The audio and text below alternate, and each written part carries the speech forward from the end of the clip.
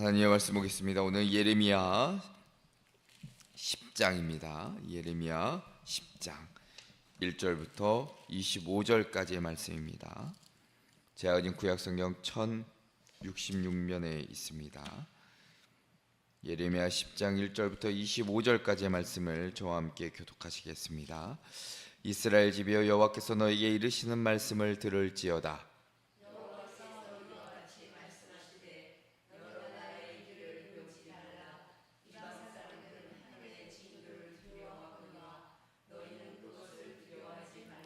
여러 날의 풍습은 헛된 것이니 산림에서 벤 나무요 기슬공의 두 손이 도끼로 만든 것이라.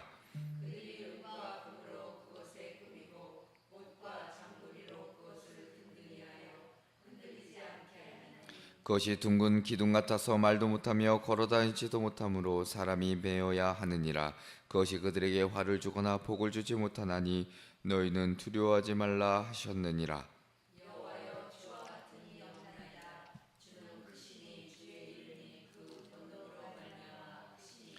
이방 사람들의 왕이시여, 주를 경외하지 아니할 자가 누구리이까? 이는 주께 당연한 일이라. 여러 나라와 여러 왕국들의 지혜로운 자들 가운데 주와 같은 이가 없음이니이다.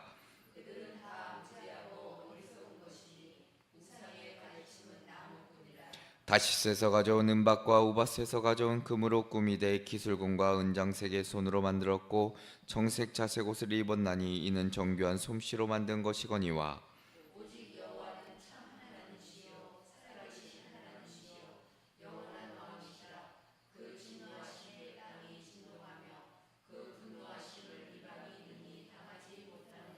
너희는 이같이 그들에게 이르기를 천지를 짓지 아니한 신들은 땅 위에서 이 하늘 아래에서 망하리라 하라.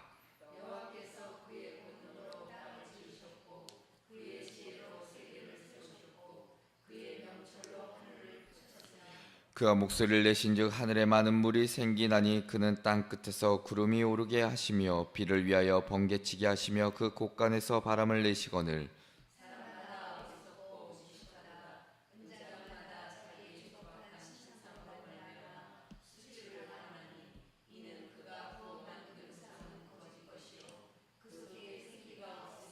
그것들은 헛것이요 망령되이 만든 것인즉 징벌하실 때에 멸망할 것이나.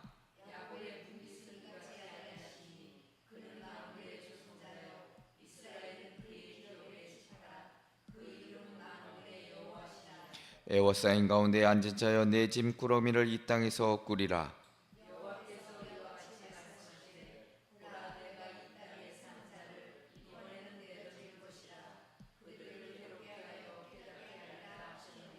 슬프다 내 상처여, 내가 중상을 당하였도다. 그러나 내가 말하노라. 이는 참으로 고난이라. 내가 참아야 하리로다.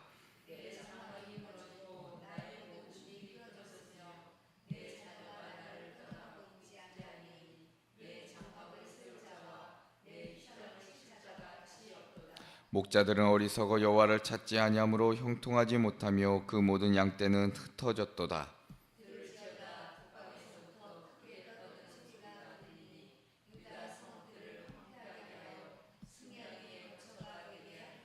여호와여, 내가 알거니와 사람의 길이 자신에게 있지 아니하니 걸음을 지도함이 걷는 자에게 있지 아니하니이다.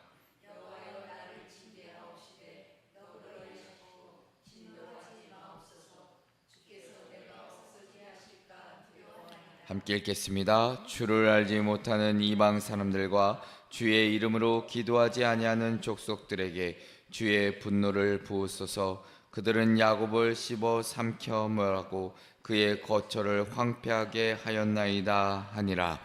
아멘. 할렐루야. 아멘.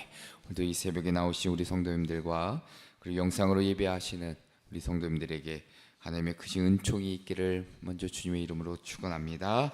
오늘 말씀의 제목은 참 하나님을 경외하라입니다. 참 하나님을 경외하라. 자, 오늘 읽으신 예레미야 10장은 인간이 만들어 놓은 우상의 그 허망함과 참되신 하나님의 그 위대함을 극명하게 대비시킨 말씀입니다. 당시 유다 백성들이 주변 이방 민족들의 그 문화를 너무나도 동경한 나머지 그들이 의지하는 신들을 따라가고자 했던 잘못된 그런 행위를 우리는 잘 알고 있습니다. 나무를 베어 은과 금으로 입히고 못으로 고정해 세워놓은 그 우상을 두려워하며 섬기는 모습은 지금 우리가 보았을 때 대단히 우스운 모습이기까지도 합니다. 그런데 예레미야는 그 어리석음을 지적하며 만유를 창조하시고 다스리시는 여호와 하나님만이 참되신 분임을 선포하고 계십니다. 자, 이 장면은 단지 고대 근동 사회의 우상 숭배 이야기는 아닐 것입니다. 오늘 우리의 삶에도 여전히 다른 이름의 우상들이 분명히 존재합니다. 우리가 잘한 대로 돈이든 권력이든 성공이든 인기든 편리함과 같은 것들이 때로는 하나님보다 더 큰 자리를 차지할 때가 있다는 것입니다. 눈에 보이는 신상은 없지만 마음의 우상들은 여전히 우리들을 지배하고 있다는 것입니다. 예레미야 10장은 바로 이런 우리들에게 과연 너희가 누구를 두려워하며 누구를 의지하고 있는지를 질문하고 있는 말씀입니다. 그래서 오늘 말씀을 통해 하나님만이 참된 경외의 대상임을 새롭게 결단하고 다짐하시는, 또한 고백하시는 저와 여러분 되시기를 주님의 이름으로 축원합니다.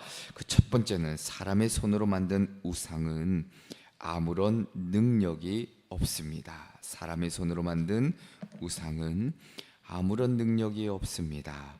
자, 예레미야 10장은 이스라엘 백성들이 하나님을 떠나 우상 숭배에 빠져 있던 그 시대적 상황 속에서 주어진 말씀입니다. 자, 먼저 2절에 보니까 여호와께서 이와 같이 말씀하시되 여러 나라의 길을 배우지 말라. 이방 사람들은 하늘의 징조를 두려워하거니와 너희는 그것을 두려워하지 말라라고 기록합니다. 여러 나라의 길을 배우지 말라 경고하시는데, 이방 민족들이 섬기는 우상, 그들의 종교적인 풍습, 이런 것들이 얼마나 허망한지를 깨닫게 하십니다. 자, 본문은 마치 풍자처럼 우상의 실체를 구체적으로 묘사하는데, 자, 3절부터 4절의 말씀을 보니까 숲에서 나무를 베어서 장인이 도끼로 조각하고 그 위에 은과 금을 입히고 화려한 옷을 입히지만 결국 그것은 스스로 서지도 못하고 움직일 수도 없고 넘어지지 않게 못으로 고정해야만 겨우 서 있을 수 있는 것이 바로 우상이라 오늘 성경은 묘사하지요. 자, 우리가 두 가지를 깨닫게 되는데, 그 중에 하나는 우상이라는 것은 스스로 존재하지 못하는 피조물이라는 사실을 우리는 알 수 있습니다. 인간의 손을 통해 만들어져야만 존재할 수 있는 것. 자, 히브리어로 보면 이 조각하다는 동사가 새기다, 만들다라는 뜻이 담겨져 있습니다. 그러니까 이 단어는 동시에 어떤 뜻도 담겨 있냐면 바로 거짓으로 꾸미다라는 의미도 포함되어 있습니다. 그러니까 우상은 인간이 손으로 꾸며낸 거짓된 산물이라는 것을 우리는 알 수 있고, 또 하나는 우상은 결코 우리의 삶을 지켜주지 못한다는 사실입니다. 자, 오늘 5절의 말씀을 보면 이렇게 기록하기를 그것이 둥근 기둥 같아서 말도 못하며 걸어다니지도 못하므로 사람이 메어야 하느니라. 그것이 그들에게 화를 주거나 복을 주지 못하나니 너희는 두려워하지 말라. 그러니까 우상은 결코 우리에게 어떠한 화나 복도 가져다 주지 못하는데, 사람들은 마치 우상이 자신의 운명을 바꾸어 줄 것처럼 매달리지만 사실은 아무런 소용이 없다는 것을 기록합니다. 자, 오늘 우리의 현실도 그렇게 다르지 않습니다. 고대 사람들이 나무와 돌 신상으로 만들어 섬겼지만 현대인들은 우리 앞서 말씀드린 대로 눈에 보이지 않는 신상을 섬기고 있다는 겁니다. 권력이든 지위든 명예든 학벌이든 외모든 심지어는 나 자신마저도 하나님을 대신하는 우상이 될 수 있다는 겁니다. 인간은 여전히 무엇인가를 신격화하며 그 안에서 위로를 얻고 그 안에서 용기를 얻고 붙잡으려 하는 우리의 모습이 분명 있습니다. 우리는 자본이라는 물질이라는 신을 섬기고 성공이라는 신 앞에 재물처럼 모든 것을 바치고, 그러나 성경은 분명 단호하게 말하기를 그것들은 스스로 움직이지도 못하는 허무한 것일 뿐이고 결코 우리를 지켜주거나 우리에게 복을 주지 못한다는 사실을 다시 한번 깨닫게 하십니다. 자, 그런데 반대로 하나님은 어떠한 분이신가? 하나님은 우상과 전혀 다른 분으로 스스로 존재하시며 어떤 인간의 손에도 의존하지 않는 참되신 창조주가 되신다는 사실을 우리는 또한 깨달아 알 수 있습니다. 오늘 우리에게 필요한 것은 눈에 보이지 않는 우상들을 분별하는 지혜일 것입니다. 겉으로는 종교적인 행위, 신앙을 말하지만 실제로는 하나님보다 더 크게 의지하는 것들 있다는 사실입니다. 그것은 결국 우리를 허무로 이끌 뿐 오직 하나님만이 우리의 삶의 근원이시고 참된 능력이 되신다는 사실을 우리는 잊지 말아야 합니다. 눈에 보이는 허무한 것들을 우리가 의지하지 않고 보이지 않지만 살아계신 하나님만을 신뢰하는 믿음으로 살아내는 것이 결국 그리스도인의 진정한 삶의 자세라는 것을 잊지 않으시는 저와 여러분 되시기를 주님의 이름으로 축원합니다. 두 번째는 만유를 다스리시는 하나님만이 경외의 대상이 되십니다. 만유를 다스리시는 하나님만이 경외의 대상이 되십니다. 자, 예레미야는 우상의 허무함을 지적한 후에 반대로 살아계신 하나님의 위대하심을 선포하고 있는데, 자 6절의 말씀을 보니까 여호와여 주와 같은 이 없나이다. 주는 크시니 주의 이름이 그 권능으로 말미암아 크시도다 기록하고 있습니다. 자 그리고 이제 6절 이하의 10절 가운데 보면 하나님의 그 크신 분, 위대하시고 놀라우신 창조주 되신 참되신 왕이신 분을 강조했다면 11절부터 16절까지의 말씀은 그 하나님이 창조주가 되시고 온 열방을 주관하시는 주권자이심을 드러내고 있습니다. 자 11절의 말씀을 볼 텐데 11절은 이렇게 기록합니다. 너희는 이같이 그들에게 이르기를 천지를 짓지 아니한 신들은 땅 위에서 이 하늘 아래에서 망하리라 라고 먼저 기록하고 있습니다. 하늘과 땅을 짓지 못한 신, 결코 진정한 신, 참된 신이 될 수 없을 뿐만 아니라 그 끝은 멸망일 뿐이라는 것을 말씀해 주시고, 우성이 아무리 화려하게 장식되어도 결국 흙으로 돌아가고 그를 따른 자들도 허망하게 무너질 수밖에 없다는 것을 깨닫게 하십니다. 자 반면 참되신 하나님은 어떤 분이신가? 12절에 보면 여호와께서 그의 권능으로 땅을 지으셨고 그의 지혜로 세계를 세우셨고 그의 명철로 하늘을 펴셨다 기록합니다.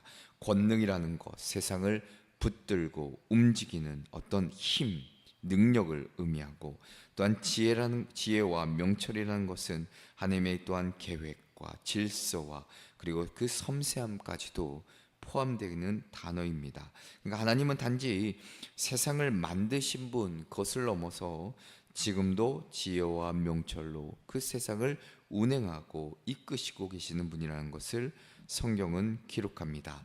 또 하나 13절은 하나님의 주권을 자연현상으로 기록하기를 그가 목소리를 내신즉 하늘에 많은 물이 생기나니 그는 땅끝에서 구름이 오르게 하시며 비를 위하여 번개치게 하시며 그 곳간에서 바람을 내시거늘이라고 기록합니다. 자 고대 근동 사회에서 비나 번개나 자연현상 종종 바알 같은 신의 영역으로 여겼습니다. 자 그런데 예레미야는 그것이 우상의 권능이 아니라 살아계신 하나님의 손에 달려 있음을 말씀하고 있는 겁니다. 그러니까 온 우주 만물 자연의 섭리조차도 창조주 하나님이 다스리시고 계신다는 사실을 기록하는 말씀이죠.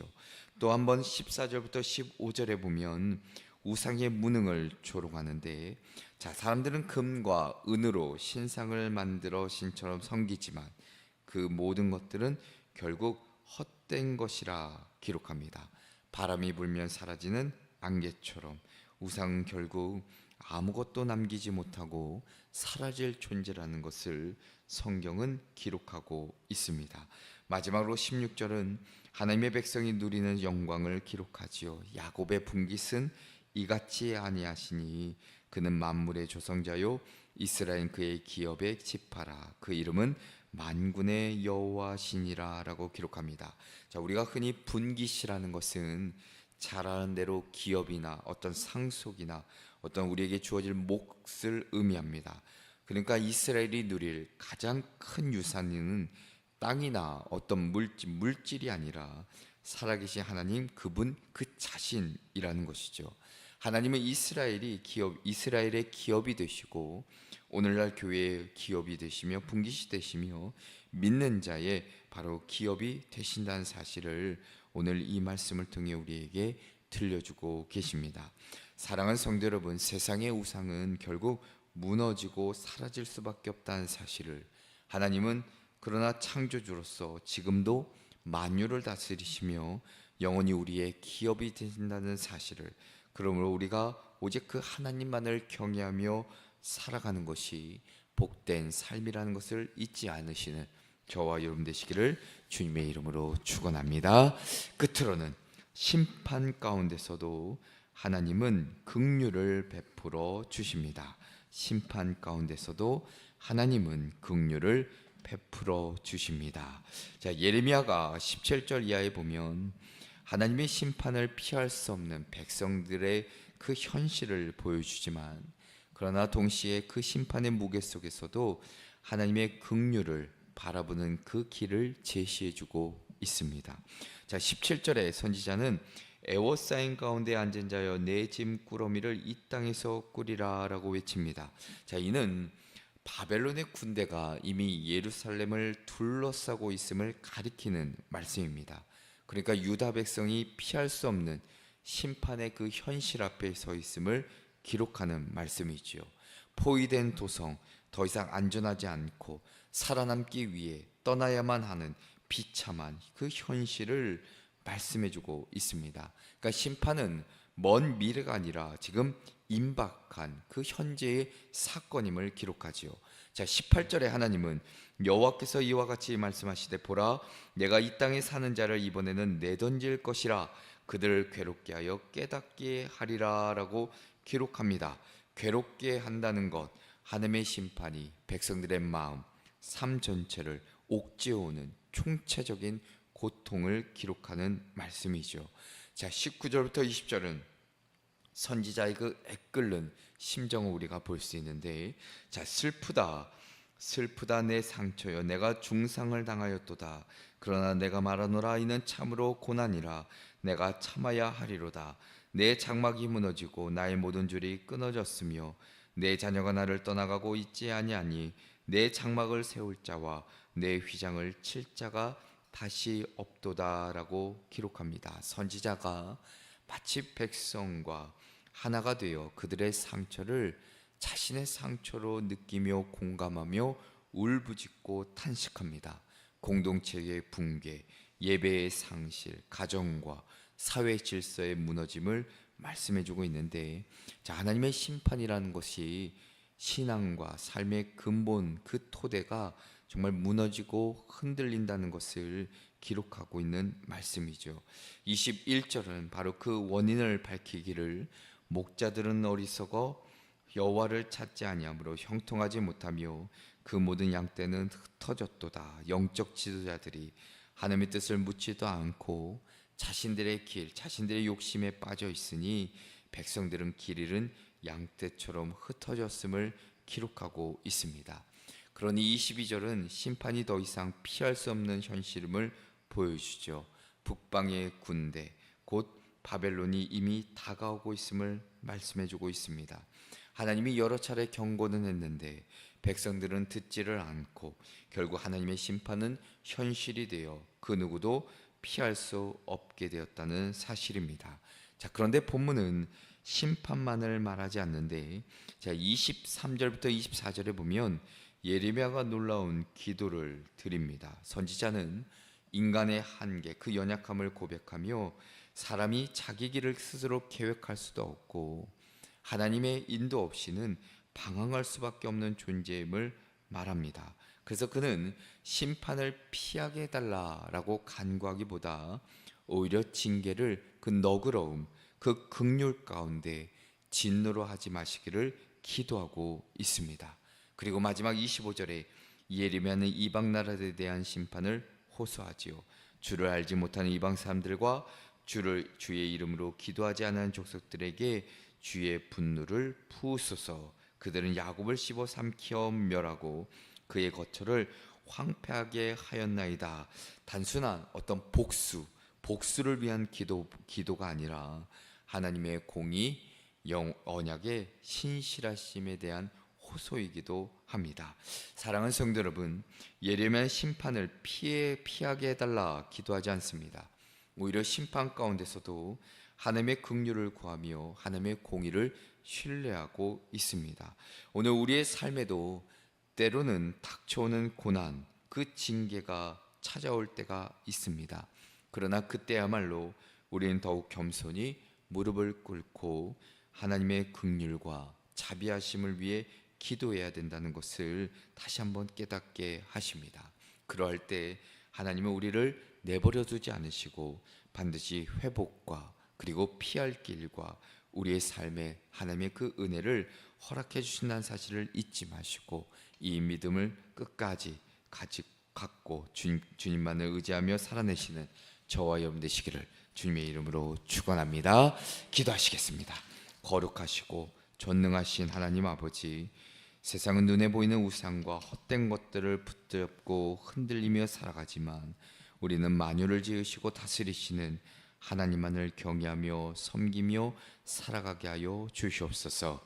우리 마음속에 자리 잡은 작은 우상들이 있다면 모두 다 버리게 하여 주시고 오직 주님만이 우리의 구원자이심을 고백하게 하여 주시며 심판과 때로는 징계 앞에서 다시 한번 하나님 앞에 엎드려 겸손한 마음으로 주님의 긍휼과 자비하심을 구하는 저희들 되게 하여 주시옵소서. 언제나 주님의 그 사랑과 그 은혜를 간절히 구하오며 예수 그리스도의 이름으로 기도합니다. 아멘.